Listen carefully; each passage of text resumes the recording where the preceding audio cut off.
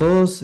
Primero que nada, gracias, siempre doy gracias a Dios por la oportunidad que me da de estar aquí compartiendo y gracias, por supuesto, a Centro Médico por la invitación, ¿verdad? Y bueno, vamos a hablar hoy de insulina. Sergio ya nos dio ahí bastante información sobre un grupo farmacológico que nosotros nos encanta hablar y nos encanta usarlo porque tiene múltiples beneficios, pero hoy pues vamos a hablar principalmente de las insulinas y cómo insulinizar algunos casos ahí de algunos pacientes. Eh, Sergio mencionaba, pues, cuando tratamos diabetes, generalmente esto ha ido revolucionando en el tiempo y decimos, antes nos enfocamos mucho en glucosa solamente, en glicosilada, y el objetivo de no tener hipoglucemias, ¿verdad? Y para prevenirlas con tratamientos más seguros. Pues últimamente hemos ido cambiando este enfoque y nos vamos dando más a un enfoque multicéntrico, un tratamiento más integral. ¿Por qué? Porque diabetes, pues también es corazón, también es riñón, también es sistema nervioso central, también es hígado, y ya vieron que prácticamente afecta múltiples órganos y múltiples vías por las cuales pues, el paciente puede salir perjudicado. Entonces, las guías, pues, nos dicen que, pues, hay cuatro pilares fundamentales para tratar diabetes, ¿verdad?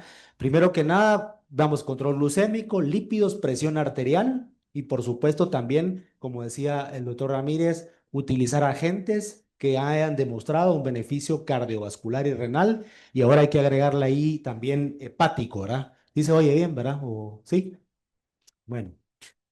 Y pues no dejar de lado en el algoritmo que la guía sí lo menciona, pero no lo pone aquí en la gráfica inicial, pero el manejo de la obesidad es sumamente importante porque pues estas enfermedades, pues como decían, ¿verdad? No se presentan de forma aislada, casi siempre tienen un link y una conexión importante. Hoy nos vamos a centrar, por supuesto, cuando hablamos de insulina, un poco más en el enfoque glucocéntrico, ¿verdad? Porque sí es cierto que pues no se ha demostrado que la insulina tenga beneficios adicionales protectores a nivel endotelial y a nivel cardiovascular, pero pues vamos a hablar un poquito más de insulinas, obviamente, y el enfoque glucocéntrico. Todos sabemos que Guatemala está entre los primeros 5 países con mayor prevalencia de diabetes. Verán que por delante está nada más Puerto Rico. Guatemala está en el segundo lugar con una prevalencia del 2021 del 13%. Por supuesto que estos datos son muchas veces incluso ¿verdad? Están menos de lo que realmente podría ser, ¿verdad? Probablemente sea mucho mayor la prevalencia. Pero lo que se ha registrado y aún así siendo datos extrapolados es del 13%, un poquito más incluso de la prevalencia mundial de diabetes que hay actualmente, ¿verdad? Esas son las guías que de la ADA, las últimas guías del 2025, y generalmente las guías nos las dividen en dos partes. Dice uno, el paciente que tiene alto riesgo cardiovascular o que tiene enfermedad cardiovascular establecida y aquel que no la tiene, ¿verdad? Es decir, ese es el primer paso que uno da para decidir un tratamiento en un paciente con diabetes, es decir, calcular el riesgo cardiovascular. Cuando vamos al lado del paciente que no lo tiene, uno va viendo lo que quiere uno es eficacia, es decir, qué medicamentos son los que nos ofrecen una mayor reducción de hemoglobina glucosilada. Y ahí, pues, como pueden ver aquí en la diapositiva, dice los que tienen mayor eficacia, los que tienen mucha mayor eficacia son los análogos de GLP-1, como decía Sergio, porque tienen reducciones importantes, hasta 2,3% de reducción con tirsepatía, por ejemplo. Pero también, pues obviamente la insulina es uno de los medicamentos que mayormente reduce la glucosa en estos pacientes y la glicosilada, ¿verdad? Y luego, pues ahí están los de alta potencia, intermedia, ya ven que ahí va los ICGLT2 posteriormente, y de último están los inhibidores de EPP4 con menor potencia. ¿Qué papel juega la insulina en las guías? ¿Cómo nos dicen que hay que usarla? ¿En quiénes hay que usarla? Generalmente nos dice, bueno, todo aquel paciente que tenga datos de hipoglucemia severa, datos de catabólicos, cetoacidosis, por supuesto que sospecha de diabetes 1, pues ahí no hay discusión y todos esos pacientes necesitan de plano de entradita o de como primera opción insulina. Y luego están los pacientes que con tipo 2 y vean que la guía nos dice siempre considerar antes, como decía Sergio, ¿verdad? El uso de insulina, antes del uso de insulina, un agonista del receptor de GLP-1. ¿Por qué? Porque tiene una buena potencia.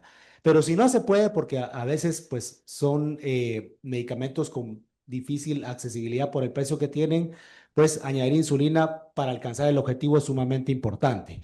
Miren que aquí nos dice que pues, de forma inicial podemos ir a 10 unidades o calcular más o menos de 0,1 a 0,2 unidades por kilo. Ese sería como el inicio para cualquier paciente. Luego es importante saber que cuando vamos titulando la insulina, hay que titularla solo con base a la glucemia plasmática de ayuno, ¿sí? No nos sirve mucho las mediciones de glucosa, la postprandial o la de la noche, la de la tarde. Deberíamos de regularla únicamente con la de ayuno. Y pues si no se logran los objetivos, la misma guía nos dice, bueno, verás, si en 3 meses que vamos revaluando cada vez a estos pacientes con glicosilada, pues nosotros deberíamos de ir progresando el tratamiento, ir añadiendo incluso insulinas de corta duración o de rápida acción. Em, Hay que tener cuidado con las insulinas basales porque hay un término que se llama sobrebasalización. En el 2024, 2023 se empezó a manejar este término y se decía que la sobrebasalización, es decir, usar demasiada insulina basal, era cuando un paciente alcanza los más de 0,5 unidades por kilo, ¿verdad? Es decir, cuando alguien está usando más o menos entre 40 y 50 unidades de insulina, definitivamente algo estamos haciendo mal. Nosotros o el paciente o la dieta, algo no está bien. Es decir, no podemos seguir dándole, ¿verdad? Ir titulando a la alta la insulina basal. Tenemos que utilizar otras herramientas, otros medicamentos para poderlo ayudar. Ya la nueva guía dijo, bueno, 0,5 ya no, porque lo que pasa es que hay mucho paciente con obesidad y sobrepeso que necesita insulina y de repente ese 0,5 lo superan muchos de ellos. Entonces, ya no dejaron ese valor porque habían pacientes que sí necesitaban más de 0,5, sino que dijeron, ya no vamos a hablar de ese valor, sino que sobre basalización se va a basar sobre signos clínicos de alguien que tiene mucha insulina, es decir, riesgo de hipoglucemia, ganancia de peso o una variabilidad glucémica importante, ¿verdad? Sobre todo para la glucosa plasmática en ayuno y la post, con mucha diferencia, ¿verdad? Cuando vemos a aquel paciente que amanece probablemente con hipoglucemia, come y después está mayor de 250, etcétera, esa variabilidad también nos podría hacer pensar que el paciente tiene demasiada insulina basal. Y este es el algoritmo de la Asociación de Endocrinólogos Clínicos de Estados Unidos, un poquito más específico tal vez, y va segmentando. Y dice aquí algoritmo glucocéntrico y me va diciendo que nos lo divide en varios grupos. Vean que está el grupo de obesidad, ¿verdad? De izquierda a derecha, el que tiene riesgo de hipoglucemia, el acceso a los costos y los que tienen signos clínicos de hiperglucemia severa. Y vean que en la gran mayoría en todas básicamente casi todas también está la insulina. Por supuesto que no está como una primera opción, pero siempre está presente, siempre es una opción o una herramienta para nuestros pacientes. Y luego está la forma de intensificar el tratamiento en estos pacientes y nos habla principalmente de cuando vamos a iniciar insulina basal, que es el cuadro de la izquierda. Vean el recuadro rojo que dice que tenemos que considerar siempre análogos de acción prolongada, ¿verdad? Tenemos diferentes tipos de insulina, ya lo vamos a revisar un poquito más adelante, pero siempre las guías nos recomiendan que utilicemos insulinas de acción más prolongada o ultra larga o de tercera generación, es decir, tiene diferentes nombres, pero sí es importante mencionar eso. Luego, vamos a ver, ahí está. Bueno, en resumen, digamos, cuando juntamos las guías de la ADA, incluso también la guía de la ACE y el europeo, vean que en diferentes situaciones la insulina siempre puede ser una herramienta. Por supuesto, no es la primera opción, porque como el enfoque últimamente ha cambiado a hacerlo más digamos, con prevención o con una mejoría en la parte cardiometabólica, renal y hepática, pues estos fármacos nuevos como los GLP-1 y los SGLT2 pues han demostrado ese beneficio cardiovascular renal. Por eso se prefieren en la mayoría de los casos como una primera opción. Pero vean que la insulina puede estar en una segunda o una tercera opción en caso el paciente no se controle. Siempre decimos que pues todo está muy bonito con los GLP-1 y los ISGLT2, pero si el paciente sigue teniendo una glicosilada de 10, pues el paciente sigue teniendo glucotoxicidad y siempre tiene riesgo de complicaciones, aunque uno disminuye hasta cierto punto el riesgo cardiovascular. Si el paciente sigue descontrolado, pues es muy difícil darle esa calidad de vida o esa mejoría clínica a los pacientes. Entonces, siempre es una buena herramienta. ¿Cuándo considerar la insulina? Pues vemos, todos aquellos pacientes que tienen más de 9 de glicosiladas, deberíamos de considerarlo de forma inicial. Y aquellos que no tienen glicosilada de 9, pero que están entre 7, 5 y 9, pero ya tienen dos o más antidiabéticos orales, también podría ser una opción. Uno va evaluando al paciente cada 3 meses. Lo va teniendo, lo va, como dicen, ¿verdad? Taloneando de forma seguida. Lo más seguido que uno puede hacer muchas veces en la clínica privada, pues es 3 meses. Y en algunos casos, pues uno le da un seguimiento un poquito más corto al paciente, pero digamos que lo recomendable son 3 meses por la glicosilada, ¿verdad? Si no lo cumple en esos 3 meses cada vez que uno lo evalúe, pues deberíamos ir intensificando el tratamiento cada vez que uno lo ve. Y todos aquellos pacientes, como otra consideración es que tengan más de 2 antidiabéticos orales con más de 8 de glicosilada, pero que tengan una diabetes de larga evolución. ¿Qué significa larga evolución? Pues tener más de 10 años de padecerla, ¿verdad? Eh, los objetivos glucémicos los conocemos muy bien. De forma general, sabemos que todo paciente con diabetes tiene que tener menos de 7 de glicosilada.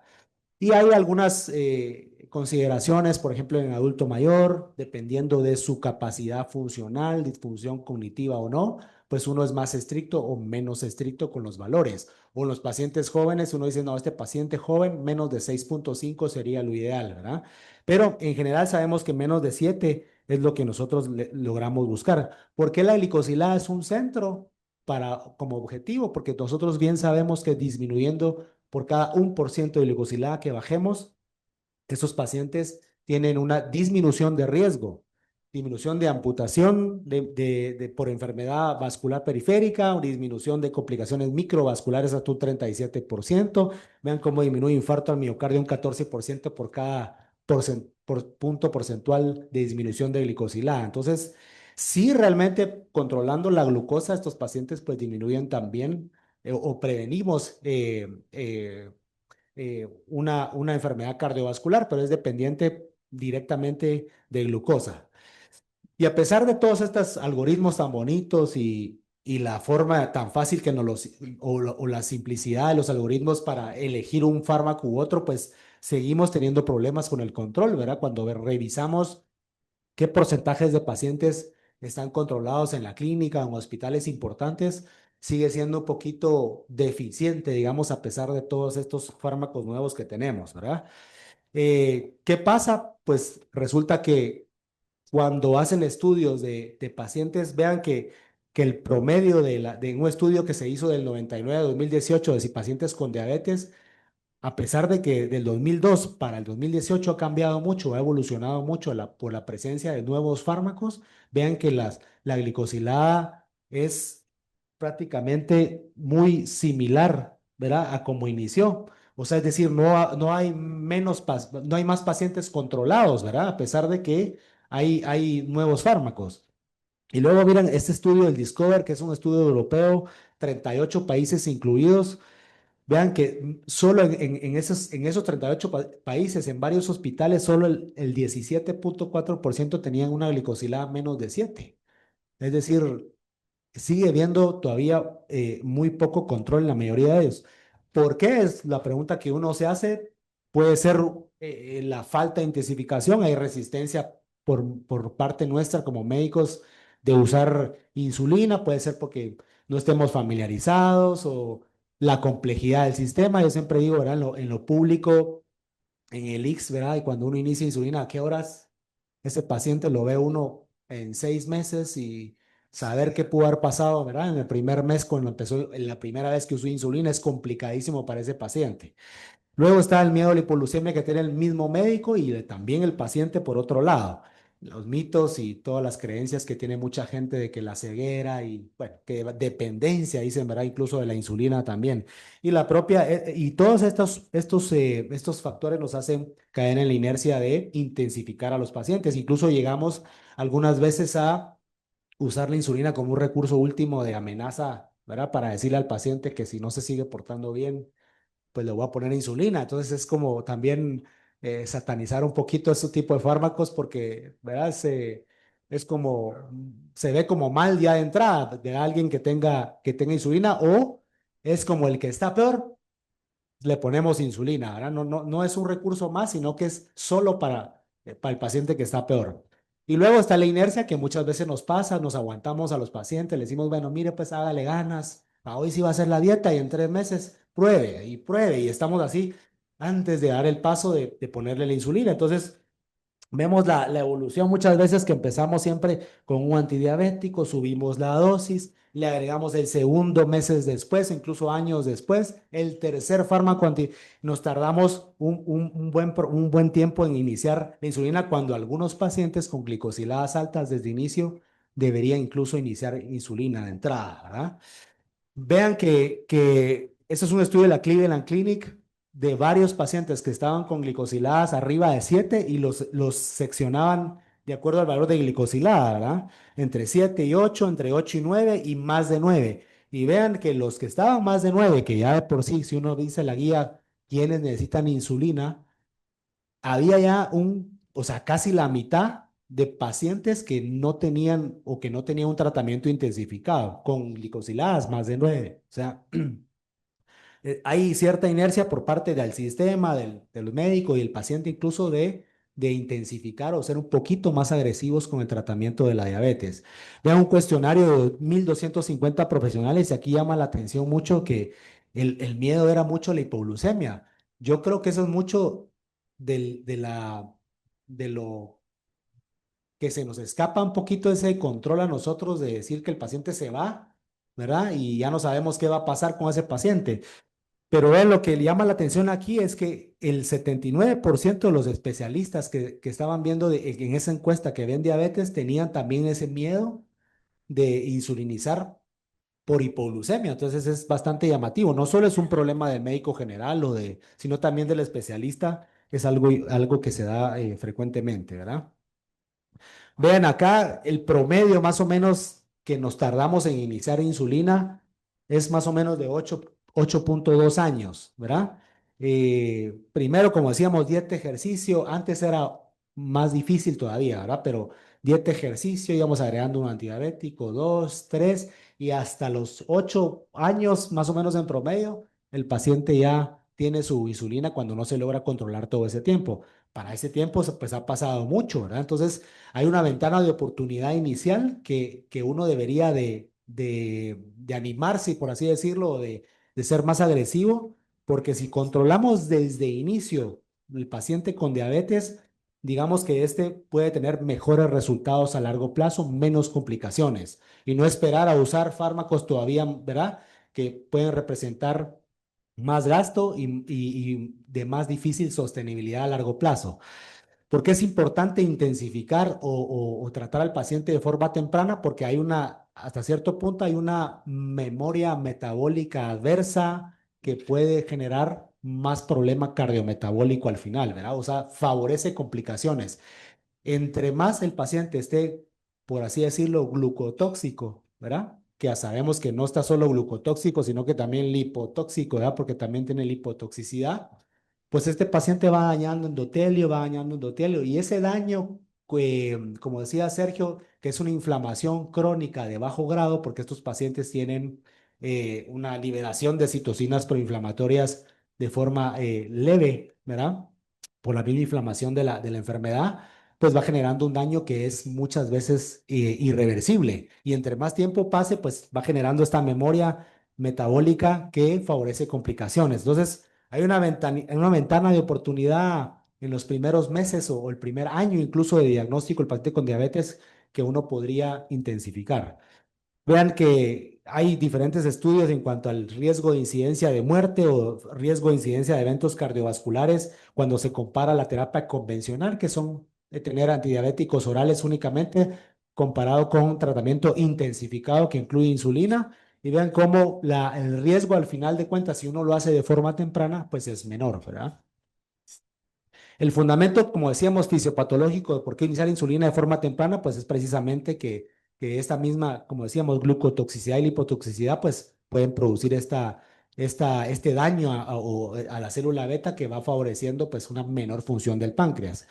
Y tenemos que o sea, tradicionalmente uno siempre se aplicaba el enfoque de tratar cuando el paciente, como decíamos, ya está muy mal, fracasó con todos los fármacos y uno dice, bueno, le toca insulina. Entonces, tenemos que cambiar ese y decimos, o centrarnos muy bien en el objetivo, en los objetivos de glucosa de cada paciente desde el inicio incluso, ¿verdad? De tener glicosiladas por debajo de lo que nos sugiere la guía, menos de 7% y glucosas en ayuno también menos de 130, la postprandial menos de 180, ¿verdad?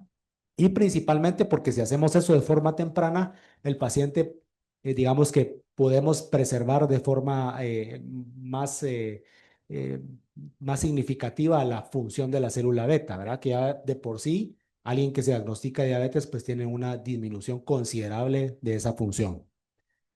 Cuando hablamos de tratamiento intensificado, pues vean que a qué se refiere. Ahora decir añadir GLP-1 a la insulina es un tratamiento intensificado, hacer las dos cosas al mismo tiempo porque son compatibles.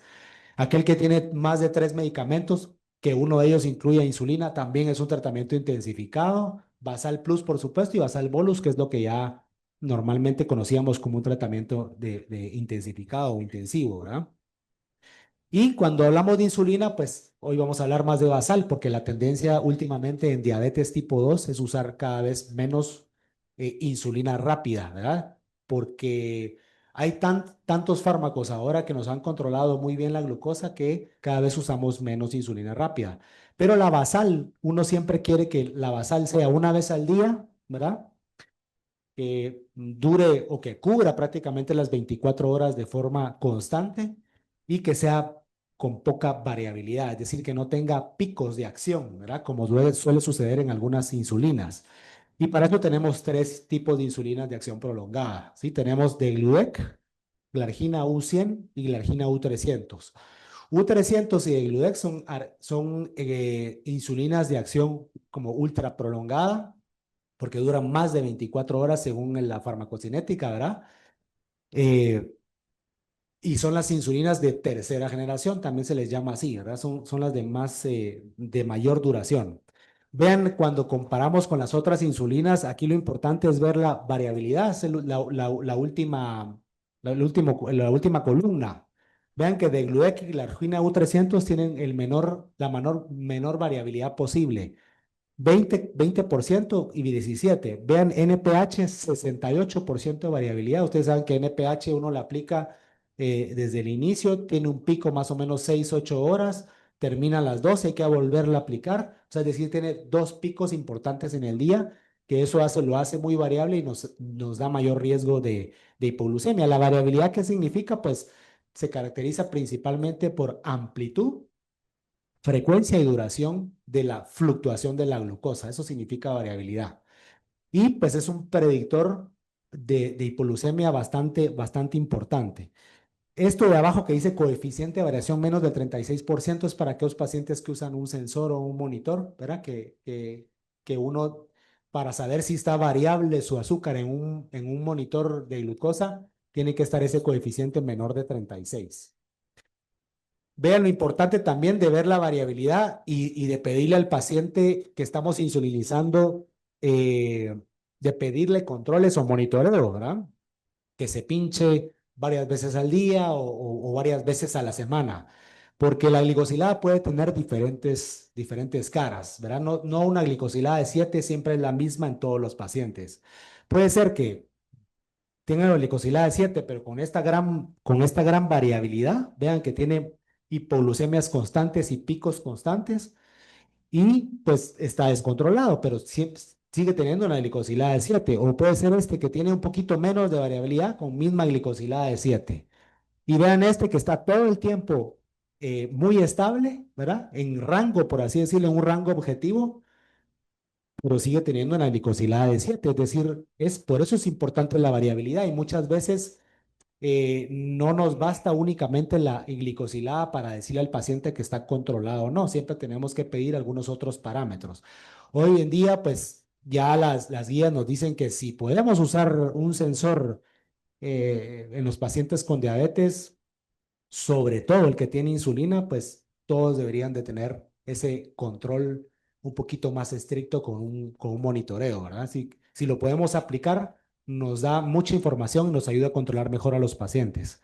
Y la variabilidad, como decía, es un predictor de hipoglucemia, porque vean este paciente que está bastante variable, está alto todo el tiempo. Si yo le pongo una insulina que tiene también picos y valles en su forma de actuar, si yo le bajo esos datos a este paciente, esos valores, lo que resulta es que, vamos a ver, cuando baja su control, hay mayor riesgo de hipoglucemia, ¿verdad? Por eso decíamos que si el paciente está muy variable en su glucosa y yo le pongo una insulina de acción intermedia, pues el paciente puede tener más hipoglucemia. Por eso es que preferimos siempre las de acción ultralarga. En este caso, sería en este paciente que tiene menos variabilidad, vean que está muy estrecha la curva de glucosa. Si yo se la bajo, pues hay un menor riesgo de hipoglucemia al final de cuentas. Vean que también día a día hay diferencias. El paciente A y el paciente B es dos tipos de insulinas. La de arriba es una insulina de acción también prolongada, glargina, y la de abajo es de Gludec. Vean la diferencia también que tiene glargina U100, que día a día pueden comportarse incluso de forma distinta, ¿verdad? Así es la farmacocinética de ese medicamento. Degludec nos ofrece y también U300 nos ofrece un poquito más de estabilidad en ese caso porque son de liberación más prolongada, ¿verdad? Y eso hace que no haya picos ni valles en la forma de actuar de las insulinas. Aquí lo mismo cuando comparamos Degludec y Glargina U100, vean que la barra negra es Degludec y todos los días en que se aplica la insulina tienen los mismos valores, las mismas concentraciones, comparado con la argina que puede variar según, ¿verdad? Por supuesto, el día que se aplique la insulina. Bueno, vamos a hablar de dos casos. Ojalá que nos dé tiempo. Yo creo que sí, porque vamos bien en el tiempo. Solo para ejemplificar, digamos, cómo usamos la insulina y en qué pacientes podríamos utilizarla. Digamos que don Miguel es un hombre de 59 años que se refiere a la consulta para control de diabetes porque tiene una glicosilada alta. Realmente refería que estaba asintomático, solo al interrogarlo, pues contó que sí tenía una pérdida de peso inexplicable de 10 libras en los últimos 3 meses. Y pues sí, no hace ejercicio y pues tiene malos hábitos alimenticios, ¿verdad?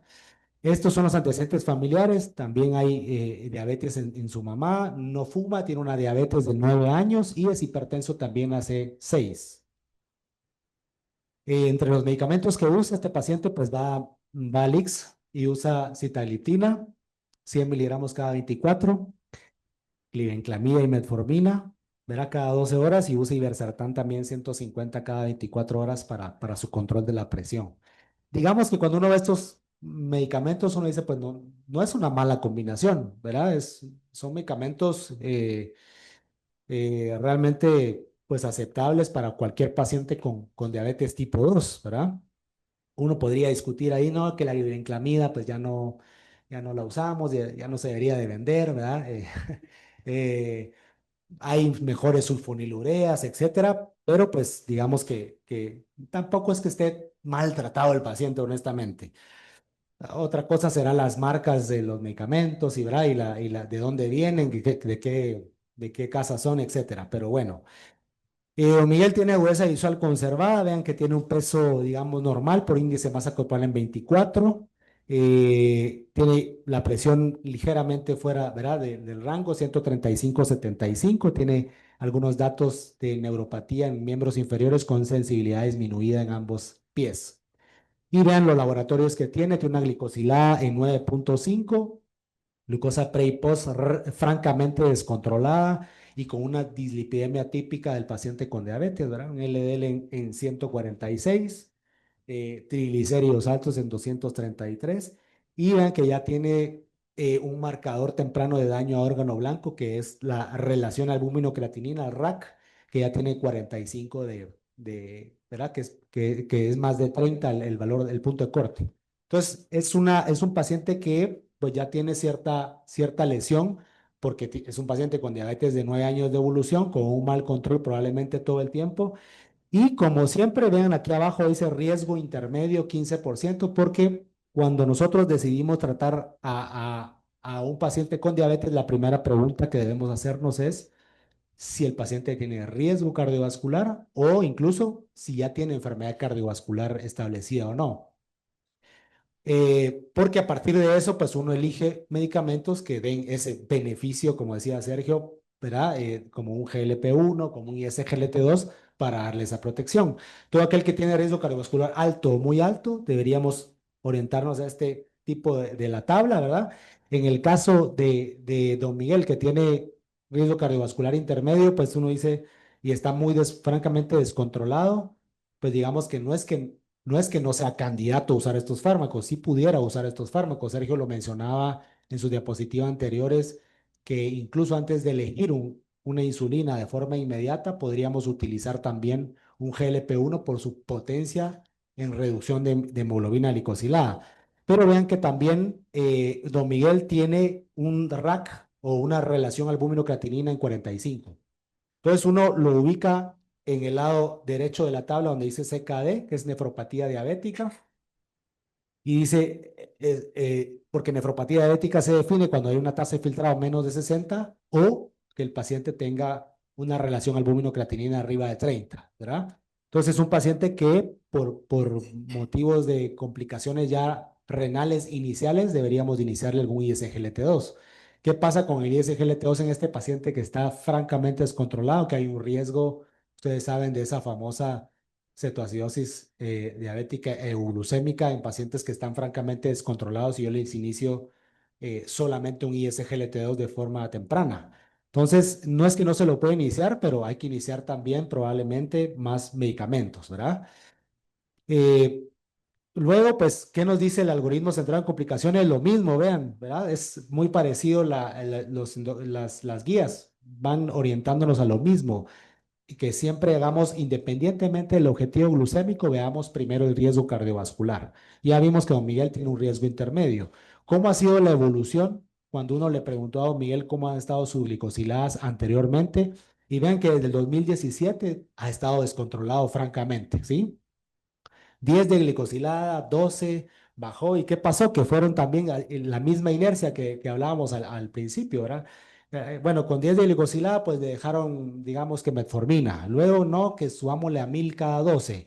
Y luego que le agregaron el otro y el tercero. Y así nos fuimos, ¿verdad? Poniendo fármacos de forma escalonada, pero tardándonos un tiempo bastante significativo porque ya don Miguel pues ya tiene alguna complicación renal que probablemente se deba a este descontrol continuo que ha tenido todo este tiempo, ¿verdad? Ya mencionábamos estos, ¿en quiénes considerar la insulina? Pues este paciente está aquí, ¿verdad? ¿Tiene más de 9? Pues sí, hay que considerarlo. Tiene tanto tiempo, ya tiene más de 2 antidiabéticos orales y no se logra controlar. Es un fuerte candidato para este tipo de medicamentos como insulina. ¿Y cómo se inicia? Como decíamos, las guías, pues podemos iniciar con 10 unidades o calculárselo a 0,1, 0,2 unidades por kilo. Y por supuesto, las guías siempre dicen preferir insulinas de acción prolongada. Entonces, a don Miguel lo calculamos a 0,2 por kilo y le tocan 14 unidades de Gludec. Las guías nos dicen que estos pacientes tenemos que monitorizarlos cada 3, 5 días o cada 2, 4 días, dice la otra. Es complicado, ¿verdad? Es difícil porque cómo vamos a estar citando al paciente cada 3 días, es complicado. Pero ahorita les voy a decir lo que yo hago, ¿verdad? Ustedes me darán también su opinión, a ver qué les parece. Mantengo la metformina, sí, mantengo la acetaglitina también. Acuérdense que los fármacos todos son complementarios. Y todos, a pesar de que no estaba funcionando, pues tienen un pedacito y van haciendo algún efecto en diferentes sitios, ¿sí? Lo que sí hago yo es que trato de subir la metformina a la dosis máxima tolerable, ¿verdad? Porque los efectos de metformina generalmente los vamos viendo, o los verdaderos efectos de la metformina los vamos viendo con dosis altas. No son con 1000 ni con 750 al día, sino que son con 2000 miligramos al día. Entonces hay que tratar la manera de estos pacientes también subir la dosis de metformina para obtener el beneficio correcto. Y el ISGLT2, por supuesto, también, ¿verdad? Porque es un paciente que tiene proteinuria y eso sí está bien demostrado que un ISGLT2 puede reducir de forma significativa la proteinuria y la progresión de enfermedad renal hasta un 39%, en este caso dapagliflozina. ¿Le omito la sulfonilurea? Sí, por supuesto, ¿verdad? ¿Por qué le voy a dejar si estoy usando insulina? No tiene mucho sentido usar un medicamento que va a exprimir el páncreas si ya estamos usando ¿verdad? Insulina en este caso. Este es el monitoreo que yo les pido. Si no tengo la opción a usar un monitoreo continuo, pues les digo, mire, mídase todos los días, pre y post, un día en desayuno, el otro en almuerzo y el otro cena. Y me manda cada semana, les doy un WhatsApp y cada semana me va enviando, ¿verdad? A veces se le llena a uno el WhatsApp, pero ni modo, ¿verdad? Esto es lo que nos gusta hacer y nos toca hacer, ¿verdad? Pero pues es la única forma de ir, ahí sí como decíamos, controlando a los pacientes de forma más rápida, porque si yo lo visita en 3 meses a este paciente con 10 unidades, me quedé corto, ¿verdad? Probablemente en una semana ya está en 14, en otra semana está en 20, o sea, es decir, uno puede ir escalonando la dosis de forma temprana y controlándolo más rápido.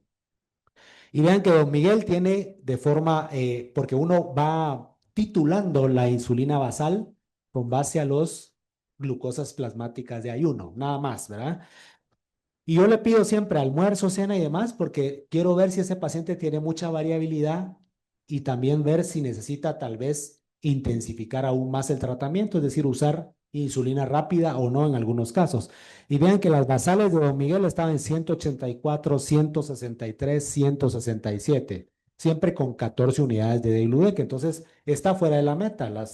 Los objetivos de don Miguel siempre son recuérdense, para todos los pacientes con diabetes, menos de 7 de glicosilada y que la glucosa en ayuno esté entre 80 y 130. Y la postprandial es siempre menos de 180. Ese es el objetivo.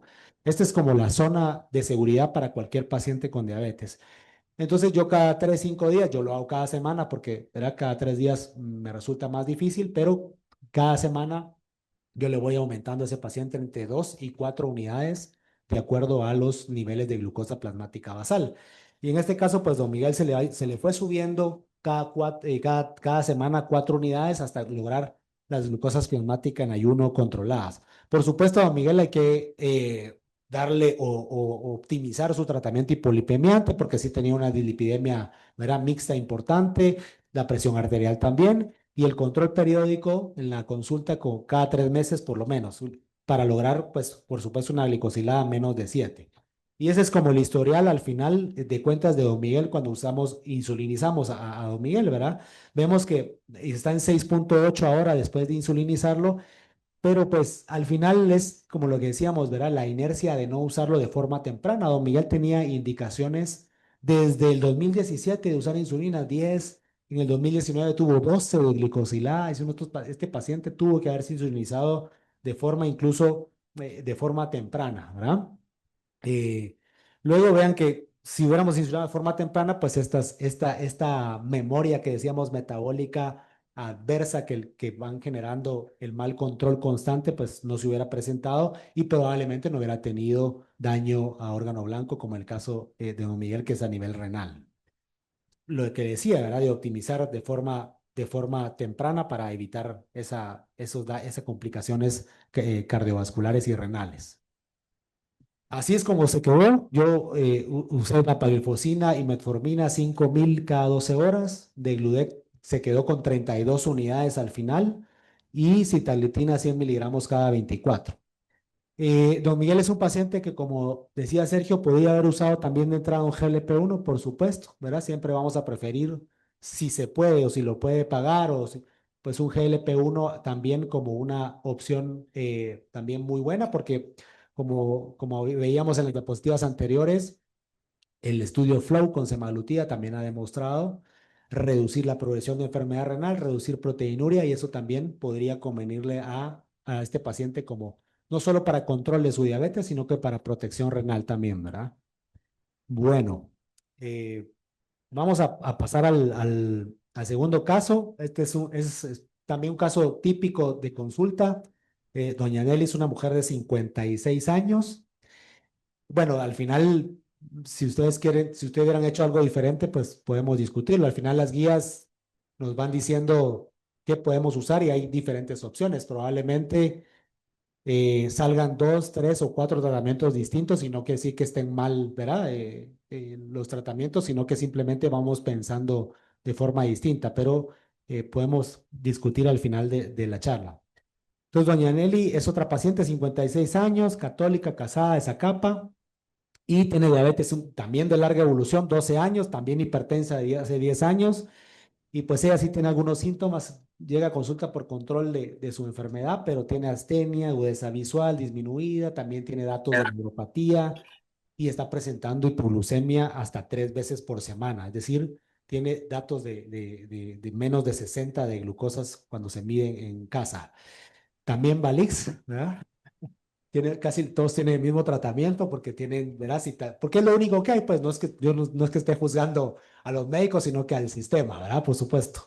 Pero pues sitagliptina, ahí tenía pravastatina, enalapril y tenía NPH, en este caso, pues NPH 40 unidades en la mañana y 20 unidades en la tarde. Una dosis, pues bastante considerable de insulina, son, ¿verdad? 60 unidades de insulina. Eh, bueno, estos son sus laboratorios, vean que sí está francamente descontrolada, tiene una glicosilada de 12%, también la dislipidemia típica del diabético, vean la creatinina un poquito alta en 1,20 con una tasa de filtrado ya también en 53, o sea, ya reducida, con bastante proteinuria, ¿verdad? Tiene un peso de 85 kilos, que es una paciente con obesidad grado 2 con 37 índice de masa corporal. Es decir, ahí sí tiene todo el esquema ese que Sergio pintaba ahí de solo nos falta medirle transaminasas y hacerle un ultrasonido para ver si no tiene, ¿verdad? Hígado graso que probablemente lo tenga, pero pues sí tiene todos los componentes o los factores de riesgo para que se complique prácticamente esta paciente, ¿verdad? Que también son casos comunes. La verdad es que como no siempre da tantos síntomas, pues uno detecta a estos pacientes ya de forma tardía, ¿verdad? Entonces, pues decíamos, una paciente de alto riesgo cardiovascular, ¿verdad? Por todas las complicaciones que ya tiene, ya con datos de nefropatía diabética por albuminuria importante, con obesidad, con un frasco de descontrol y con datos clínicos también de neuropatía. Entonces, ¿qué tratamiento le damos? Aquí sí dice uno hay que darle pues como el combo completo porque esta paciente sí tenemos que ser más de forma intensificada. GLP-1 y SGLT2 es una muy buena opción. Ustedes saben que son los únicos dos fármacos que han demostrado beneficio cardiovascular y renal, ¿verdad? Definitivamente lo necesita porque es un paciente que tiene un perfil de alto riesgo cardiovascular. Insulina, pues sí, los pongo ahí, pero la verdad es que con una glicosilada de 12, esta paciente, aunque tenga obesidad, que no siempre preferimos usar insulina en pacientes lo que pasa es que ya usa NPH. Yo les pongo aquí insulina si se la quitamos o le damos otra. Esa sería la pregunta, ¿verdad? Porque ya tiene NPH a altas dosis. Y pues mantengo la metformina, le quito el inhibidor de EPP4. En este caso usaba ella sitagliptina porque pues el objetivo es darle un GLP-1, ¿verdad? Eh, bueno, ese es el algoritmo centrado en complicaciones y vamos viendo que independientemente que doña Nelly tenga 12 de glicosilada, pues yo lo que tengo que ver es cómo hago para reducir la probabilidad que le dé un infarto, que le dé un derrame cerebral o un SB, o que la nefropatía progrese allá a desenlaces, ¿verdad? Ya terminales de trasplante o incluso de hemodiálisis. Entonces, pues aquí es donde yo voy eligiendo pues estos fármacos que decía GLP-1 o un ISGLT2. Y resulta que este es el tratamiento inicial, ¿verdad? El cambio que hicimos con doña Nelly. Usamos semaglutida, ¿verdad? Ustedes saben que el escalonamiento es 0,25 miligramos cada semana subcutáneo y luego hay que subir a 0,5. Ese es el escalonamiento inicial. Usamos un ISGLT2 también con metformina siempre, como les digo, siempre tratar de mantener las dosis altas de metformina porque si se dan cuenta es una paciente con obesidad que tiene altas dosis de insulina, o sea, tiene también cierta resistencia a la insulina. Entonces sí le conviene que dejemos la metformina como un fármaco para ayudar a sensibilizar lo que se esté poniendo. Pues decía, lo omitimos la citalina y cambiamos la insulina NPH de acción intermedia a estas insulinas de acción prolongada o ultralarga que las guías nos recomiendan. Entonces, ¿cómo lo hacemos? Normalmente cuando cambiamos una ultralarga, es decir, cuando el paciente tiene NPH de acción intermedia y la cambiamos a una ultralarga, uno debería de usar el 80% de lo que está usando de NPH. Y si estaba usando 60 unidades, pues el 80% son 48. Pero la verdad que 48 ya le parece a uno también una dosis alta para alguien que tiene obesidad. Entonces, yo en estos casos lo que se recomienda generalmente es como decir, bueno, empecemos de cero, reiniciemos, ¿sí? Y calculamos de forma, como nos dice la guía, como que no hubiera tenido insulina este paciente porque ya vamos a cambiar la ultralarga y tenemos que cuidar estos datos de sobrevasalización, ¿verdad? Que ya habíamos hablado de que es tener o más de 0,5, que yo sigo pensando que es un buen número, que aunque la guía diga ya no usemos el 0,5, usemos los datos clínicos, ¿verdad? Para saber. Yo creo que el 0,5 por lo menos nos puede orientar y decir, bueno, cuidado porque puede ser que estemos dando mucha insulina a este paciente.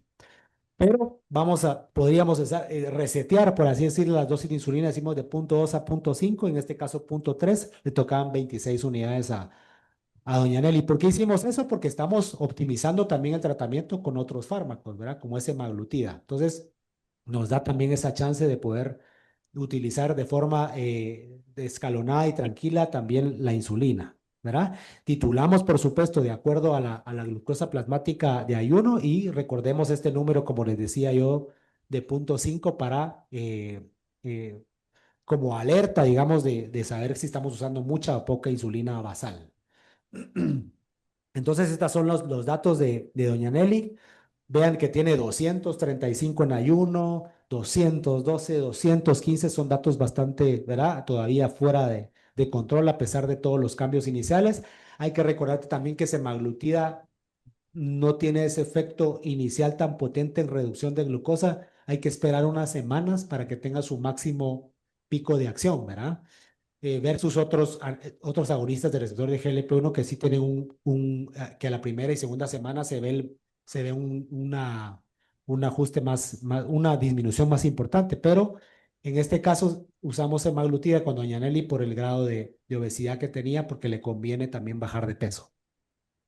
Entonces vamos titulando de forma, como hicimos con don Miguel, de forma escalonada cada 3, 5 días según las guías. Yo lo hago cada semana, 4 unidades, ¿verdad? Hasta lograr glucosas plasmáticas de menos de 130, ¿verdad? Se quedó al final con Degludec 30 unidades, monitoreo 15 días después, ya va con 38 y vean que ya va mucho mejor, 210, 184, ha ido bajando poco a poco su glucosa plasmática en ayuno.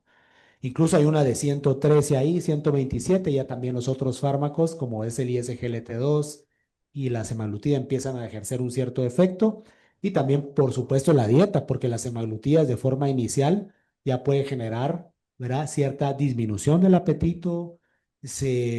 Acordémonos que, como decía Sergio, enlentece el vaciamiento gástrico y eso genera saciedad. Entonces, probablemente ella pues esté comiendo también menos y esté llevando una dieta un poco más controlada.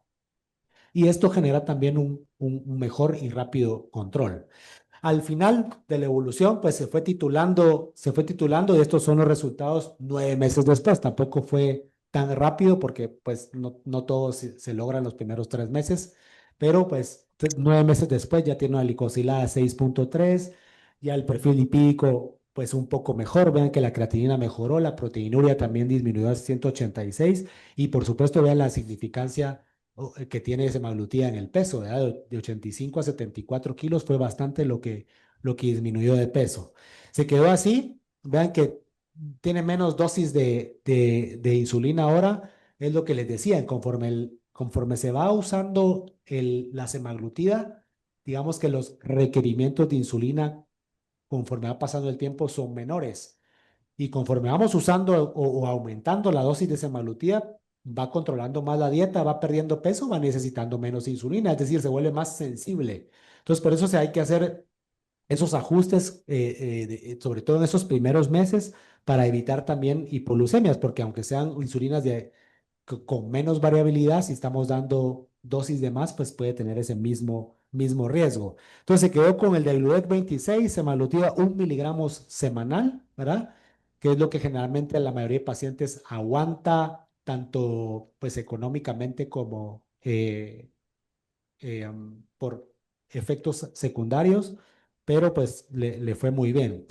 Y ya para ir cerrando, recordemos que cada vez que uno inicia insulina con cualquier paciente con diabetes, pues siempre hay que discutirlo con el paciente, ¿verdad? No podemos imponérselo al final de cuentas, aunque nosotros veamos la necesidad de forma inmediata, hay que discutirlo con ellos, pues tampoco se trata de convencerlos y estar, ¿verdad? Insistiendo, pero sí darles todos los beneficios que pueda tener disminuir su glucosa. Explicar lo que puede pasar al inicio es importante porque muchos pacientes tienen esos mitos o esas creencias de que deja ciego y que es cierto que si hay pacientes que tienen retinopatía importante, eso les puede afectar las disminuciones de la concentración de glucosa en sangre, pero que es algo que es pasajero se puede recuperar posteriormente. Y también hay que explicarles qué hacer en caso de hipoglucemia, por supuesto, cómo corregirla y a también elegir la insulina, pues que no solo las guías obviamente nos dicen siempre, nos hacen pensar siempre como primer mundo, ¿verdad? Pero no siempre aplica eso para todos nuestros pacientes por temas de costo y accesibilidad, pero hay que elegir la que el paciente pues ahí sí al final pueda pagar. Siempre comencemos con dosis bajas y lo que pasa es que como hay que irla titulando constantemente, nos recomienda siempre iniciar con dosis bajas para que cada 3 5 días uno vaya titulando, ¿verdad? Y establecer las metas y explicarle bien al paciente a dónde hay que llegar, porque mucho paciente ni sabe, ¿verdad? Cuánto es lo normal de glucosa en ayuno ni postprandial. Y por supuesto, también hay que irles enseñando cómo autotitular la insulina en esos, si no podemos nosotros darle el WhatsApp y que nos envíe los monitoreos, pues sí, por lo menos irles explicando cómo hacerlo de acuerdo al monitoreo que va a estar siguiendo, ¿verdad? Así pues, muchas gracias. Espero que les haya gustado y cualquier duda, aquí estamos a la orden.